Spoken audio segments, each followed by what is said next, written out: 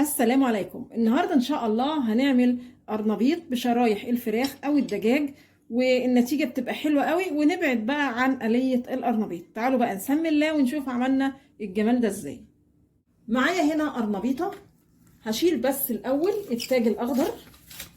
جبت جزء كده من القرنبيطه، انا مش عايزه القرنبيطه كلها، فصصتها بقى. بصوا حتت صغيره كده. هاخد الوردات دي هغسلها كويس قوي تحت الحنفيه، وتعالوا بقى نسمي الله ونشوف هنكمل ازاي. شويه ميه على البوتاجاز، فيهم كده شويه ملح وشويه كمون، واول ما الميه تغلي هضيف ليها وردات القرنبيط. هدي للقرنبيط كده نص سلقه، مش سلق كامل. تمام قوي كده، وهشطفه كويس قوي تحت الحنفيه. هعمل خلطه الفراخ. معايا معلقه سمنه، هضيف ليها شرايح فراخ. هقلب كده في شرايح الفراخ لحد ما تاخد صدمه ولونها كده يتغير. والفراخ بتتشوح هدي كده رشه فلفل اسمر.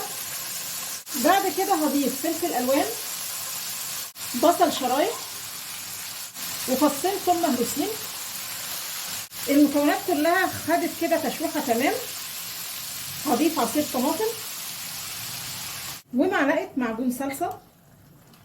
هضيف رشه كمون، رشه كزبره، وتقدري تحطي شطه لو حبيتي.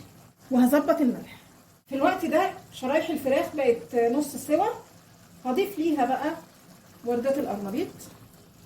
هقلبهم مع بعض، وههدي النار شويه، وهغطي الطاسه لحد المكونات كلها ما تندمج مع بعض وكمان تستوي.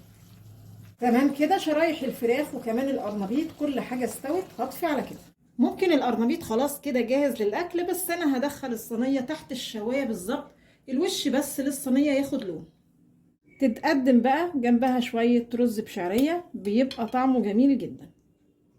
بصوا شكله، يعني هو بيتكلم عن نفسه، وطعمه بيبقى جميل جدا، وبعيد بقى شويه عن القليه. يا رب النهارده الوصفه تكون عجبتكم، وانتظرونا ان شاء الله بفيديو جديد، وما تنسوش الاشتراك في القناه.